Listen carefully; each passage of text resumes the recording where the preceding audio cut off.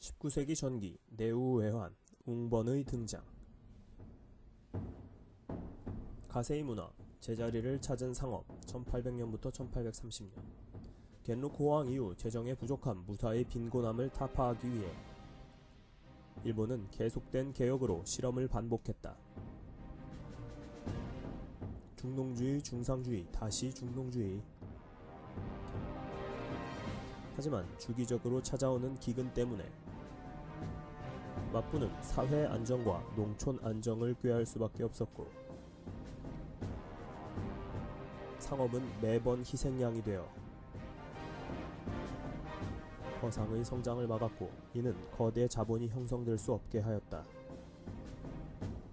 자본주의가 태동하려면 거대 자본이 있어야만 하는데, 결국 일본은 더 이상 성장하지 못하고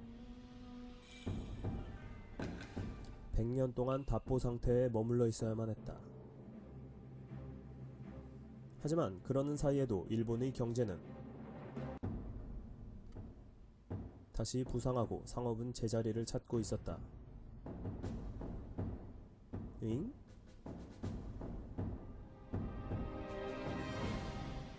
상업의 싹을 잘라도 계속 도단할 수밖에 없었던 것은 에도 막부의 숙명이기도 했다. 부사들은 조카마치나 에도와 같은 도시에 거주했기 때문에 상업이 없으면 살아가기 힘들었고, 참근 교대도 여전히 행해져 역참 도시가 계속 명맥을 유지했던 까닭이다. 농민들은 텃밭에서 기른 상품 작물을 팔아먹고자 했었고, 농한기가 되면 신사참배 여행을 즐겼으니 자연재해가 없는 이상 상업은 꾸준히 발전할 수밖에 없었던 것이다. 실제로 19세기 초 30년 동안 자연재해가 급격히 줄어들어 농민들의 저항도 상대적으로 줄어들었고, 다시 갤로쿠 시대처럼 향락적이고 퇴폐적인 문화가 확산되기 시작한다. 19세기 초 미미하지만 살짝 인구가 증가했다. 또 대기근 시대 사회 기강을 다잡았던 유학은 실용적이지 못한 점에 한계를 느끼고, 점차 서양 학문에 대한 관심으로 사고 전환이 나타나게 된다. 유학이나 국학은 고리타분해. 맞아, 양학을 한번 보라고. 그렇게 19세기 초에 나타나게 되는 새로운 문화와 학문의 사조를 가세이 문화라고 한다. 가세이는 분카 시대와 분세이의 시대에서 따온 말인, 조선에서 세도 정치가 활개치던 때와 시기적으로 일치함. 이양선의 출몰. 에도 막부가 쇄국 정책을 시행하기 전에는 동남아에서 니온마치가 생길 정도로 해외 무역이 활발했다. 그러나 기독교가 빠르게 확산되면서 사회 질서가 흔들릴 수 있다는 우려의 목소리로 막부는 기독교를 금지하고 일본인의 해외 무역도 크게 제한해버렸다. 쇼군, 앞으로 빨간 도장이 찍힌 허가증이 없으면 함부로 해외로 나가지 못함. 17세기 일본의 상선인 슈인센의 모습이다.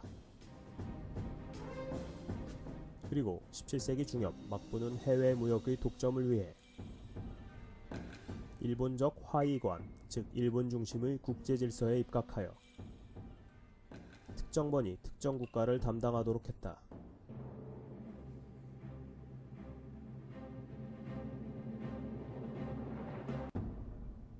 조선은 스시마번이 맡고,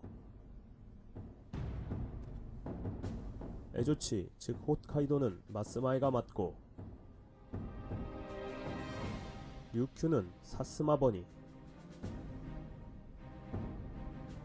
중국과 남만 즉 네덜란드는 나의 직할령인 나가사키가 맡겠다는. 하지만 이러한 쇄국 정책은 18세기 말부터 거센 도전을 받기 시작한다. 시베리아를 횡단하여 일본 근해까지 도달한 러시아가 일본과의 접촉을 시도하면서 여기저기서 기웃거리기 시작했기 때문이다. 나가사키에 상륙한 러시아 선박이다. 1804년. 이어서 산업혁명에 성공한 영국과 프랑스, 미국이 원료 공급지와 상품 시장을 찾아 아시아로 몰려들었다. 때문에 당시 일본에서는 이양선의 소문이 끊이질 않고 있었다. 자네도 들었는가? 시커먼 배들이 지나다니고 있다고 한다는데. 요상한 연기를 뿜으면서 엄청난 속도로 지나다닌다는 배 말이군. 그리하여 마침내 막부가 팔을 걷어붙이게 된다. 쇼군, 듣자하니 요즘 이국선의 출몰이 잦다는데. 맞사옵니다. 통상을 하자면서 어찌나 협박을 하는지. 땔감, 식수, 식량을 내놓으라고 생떼를 부리질 않나 매우 흉악한 놈들입니다. 이런 앞으로 우리 연안에 얼쩡거리는 이항선들은 중국을 제외하고는 모두 다 격퇴하도록 해라. 이국선 격퇴령 1825년. 그리하여 1837년 미국의 상선 모리슨호가 일본의 심장부인 에도만의 입구에 내항하여 통상을 요구하자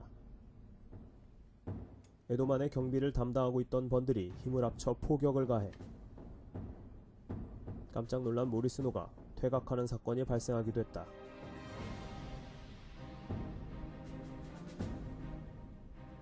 모리슨호 선장 안와. 소식을 들은 막부는 크게 흡족해했다. 하하하, 우리가 양이놈들을 격퇴했어. 맞습니다. 이번에 단단히 본때를 보여줬습니다. 개국론자 아닙니다. 그렇지도 않습니다. 양이의 능력을 무시해서는 안됩니다. 난학을 통해서 그들의 발달된 기술력을 보지 않았습니까? 쇼군, 무엄하다. 그렇게 막부는 개국론자들을 처벌하고 말았다. 쳇, 양이놈들이 그래봤자지. 하지만 1842년 아편전쟁에서 중국이 영국에 패배했다는 소식이 전해지자 막부는 크게 놀라지 않을 수 없었고 쇼군은 말을 바꾸게 된다. 쇼군, 뜨아, 어째 이런 일이. 이국선 격퇴령은 전면 철회. 앞으로 이국선이 요구하면 식수와 연료를 공급할 수 있도록 신수급여령 1842년. 한편 이국선의 접근이 빈번해짐에 따라 18세기 말부터 일본에서는 주변국에 대한 관심이 부쩍 커졌다. 그리하여 관리들을 시켜 북방을 탐사하도록 하는가 하면 홋카이도를 내륙 깊숙한 곳까지 개척하도록 했다. 이때 일본은 사할린 섬을 포함한 쿠릴 열도를 항해하며 탐사하게 됨. 모가미 도쿠나이의 홋카이도 사할린 쿠릴 열도 탐사. 또 서양의 측량법을 도입해서 전국의 연안을 칠칙한 세밀지도를 작성하도록 했다. 1818년에 완성한 대일본 연해 여지전도